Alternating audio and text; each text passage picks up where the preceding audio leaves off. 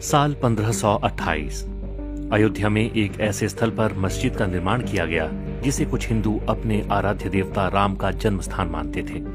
समझा जाता है कि मुगल सम्राट बाबर ने ये मस्जिद बनवाई थी, जिस कारण इसे बाबरी मस्जिद के नाम से जाना जाता था। 1855 यहाँ एक हिंदू मुस्लिम दंगा हुआ, जिसके कारण मस्जिद के सामने एक बाहरी घेरा बना दिया गया। इस कार्रवाई ने हिंदुओं को आंतरिक आंगन तक पहुंचने से रोक दिया, जिससे उन्हें बाहरी आंगन में एक मंच पर प्रसाद चढ़ाने के लिए प्रेरित किया गया। साल 1856-57 इस दौरान हनुमानगढ़ी और बाबरी मस्जिद के आसपास एक सांप्रदायिक दंगा हुआ। ऐतिहासिक वृतांत बताते हैं कि घटना से पहले मुसलमानों और हिंदुओं दोनों की पहुंच पूजा के लिए मस्जिद क्षेत्र तक थी। दंगा औपनिवेशिक सरकार को सत्ता हस्तांतरण के साथ हुआ, जिसके परिणाम स्वरूप मस्जिद के बाहर एक ईंट की दीवार की रेलिंग स्थापित की गई। 1859 ब्रितानी शासकों ने विवादित स्थल पर बाड़ लगा दी और परिसर के भीतरी हिस्से में मुसलमानों को और बाहरी हिस्से में हिंदुओं को प्रार्थना करने की अनुमति दे दी। 1885 महंत रघुवर दास ने राम जन्मस्थान के महंत होने का दावा करते हुए एक मुकदमा दायर किया, जिसे 1885 का मुकदमा के रूप से जाना जाता है। उन्होंने बाहरी प्रांगण में राम चबूतरा पर मंदिर बनाने के लिए अनुमति मांगी। 1934 में एक सांप्रदायिक घटना घटी, जिससे मस्जिद को नुकसान पहुंचा। हालांकि इसे बाद में बहाल कर दिया गया। दस्तावेजों से पता चलता है कि औपनिवेशिक प्रशासन ने मस्जिद की मरम्मत और नवीनीकरण को मंजूरी दे दी। साथ ही घटना के दौरान मस्जिद को हुए नुकसान के लिए हिंदुओं पर जुर्माना लगाया गया। 1949 मस्जिद में भगवान राम की मूर्तियां मिली। कथित तौर पर कुछ हिंदुओं ने ये मूर्तियां वहां रख दी थीं। सरकार साइट को विवादित क्षेत्र घोषित करती है और प्रवेश द्वार पर ताला लगा देती है। 16 दिसंबर 1949 को के नैयर ने उत्तर प्रदेश के गृह सचिव गोविंद नारायण को बाबरी मस्जिद स्थल पर एक ऐतिहासिक मंदिर के बारे में सूचित किया। बाद में नैयर भारतीय जनसंघ के उम्मीदवार के रूप में लोकसभा के सदस्य बने। 1984 कुछ हिंदुओं ने विश्व हिंदू परिषद के नेतृत्व में भगवान राम के जन्मस्थल को मुक्त करने और वहां राम मंदिर का निर्माण करने के लिए एक समिति का गठन किया। बाद में इस अभियान का नेतृत्व भारतीय जनता पार्टी के लालकृष्ण आडवाणी ने संभाल लिया। पहली रथ यात्रा साल 1984 में बिहार के सीतामढ़ी से शुरू हुई और अक्टूबर में अयोध्या पहुंची। 1986 जिला मजिस्ट्रेट ने हिंदुओं को प्रार्थना करने के लिए विवादित मस्जिद के दरवाजे पर से ताला खोलने का आदेश दिया। मुसलमानों ने इसके विरोध में बाबरी मस्जिद संघर्ष समिति का गठन किया। साल 1989 विश्व हिंदू परिषद ने राम मंदिर निर्माण के लिए अभियान तेज किया और विवादित स्थल के नजदीक राम मंदिर का शिलान्यास किया। साल 1990 विश्व हिंदू परिषद के कार्यकर्ताओं ने बाबरी मस्जिद को कुछ नुकसान पहुंचाया। तत्कालीन प्रधानमंत्री चंद्रशेखर ने वार्ता के जरिए विवाद सुलझाने के प्रयास किए, मगर अगले वर्ष वार्ताएं विफल हो गईं। लालकृष्ण आडवाणी ने आंदोलन के लिए समर्थन बढ़ाने के मकसद से गुजरात के सोमनाथ से अयोध्या तक रथ यात्रा शुरू की। इस बीच सांप्रदायिक दंगे भड़क उठे।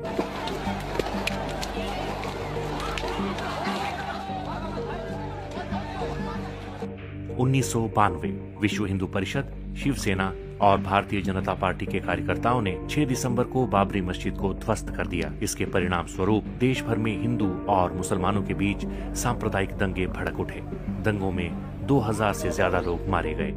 1993 नरसिम्हा राव सरकार ने लगभग 68 एकड़ भूमि अधिग्रहित करने के लिए एक अध्यादेश जारी किया। बाद में इसे एक कानून के रूप में पारित किया गया। फरवरी 2002 भारतीय जनता पार्टी ने उत्तर प्रदेश विधानसभा चुनाव के लिए अपने घोषणा पत्र में राम मंदिर निर्माण के मुद्दे को शामिल करने से इनकार कर दिया। विश्व हिंदू परिषद ने 15 मार्च से राम मंदिर निर्माण कार्य शुरू करने की घोषणा कर दी। 13 मार्च 2002 सर्वोच्च न्यायालय ने अपने फैसले में कहा कि अयोध्या में यथास्थिति बरकरार रखी जाएगी और किसी को भी सरकार द्वारा अधिग्रहित जमीन पर शिला पूजन की अनुमति नहीं होगी। केंद्र सरकार ने कहा कि अदालत के फैसले का पालन किया जाएगा। अप्रैल 2003 में इलाहाबाद हाईकोर्ट के निर्देश पर पुरातात्विक सर्वेक्षण विभाग ने विवादित स्थल की खुदाई शुरू की। जून महीने तक खुदाई चलने के बाद आई रिपोर्ट में कहा गया कि उसमें मंदिर से मिलते जुलते अवशेष मिले हैं। मई 2003 सीबीआई ने 1992 में अयोध्या में बाबरी मस्जिद गिराए जाने के मामले में तत्कालीन उप प्रधानमंत्री लालकृष्ण आडवाणी समेत 8 लोगों के खिलाफ पूरक आरोप पत्र दाखिल किए। अगस्त 2003 भाजपा नेता और प्रधानमंत्री अटल बिहारी वाजपेयी और उप प्रधानमंत्री लालकृष्ण आडवाणी ने राम मंदिर निर्माण के लिए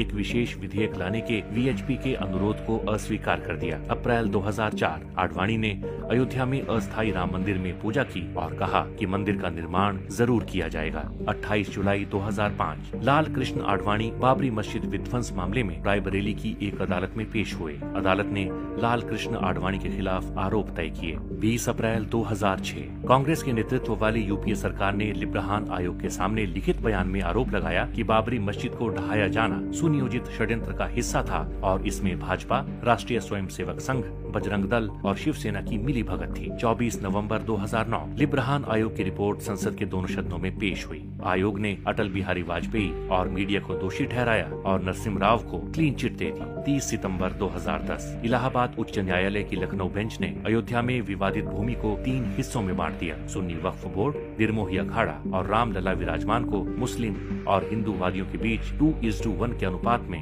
1/3 भूमि आवंटित की गई थी। 21 मार्च 2017 पूर्व मुख्य न्यायाधीश खेहर ने सभी पक्षों के बीच अदालत के बाहर समाधान का सुझाव दिया। साल 2019 में ही सुप्रीम कोर्ट ने पूरी विवादित जगह को रामलला को सौंपने का आदेश दिया। वहीं सुन्नी वक्फ बोर्ड को मस्जिद बनाने के लिए 5 एकड़ जमीन आवंटित की। साल 2020 5 अगस्त को राम मंदिर के लिए भूमि पूजन का कार्यक्रम रखा गया। 22 जनवरी 2024 नए राम मंदिर का अयोध्या में उद्घाटन होगा। ओ आज गली गली अवध सजाएंगे, आज पग पग पलक बिछाएंगे, आज सूखे हुए पेड़ फल जाएंगे, नैना भीगे भीगे जाए कैसे खुशी छुपाए राम आएंगे, कुछ समझ न पाए कहाँ फूल बिछाए राम आएंगे।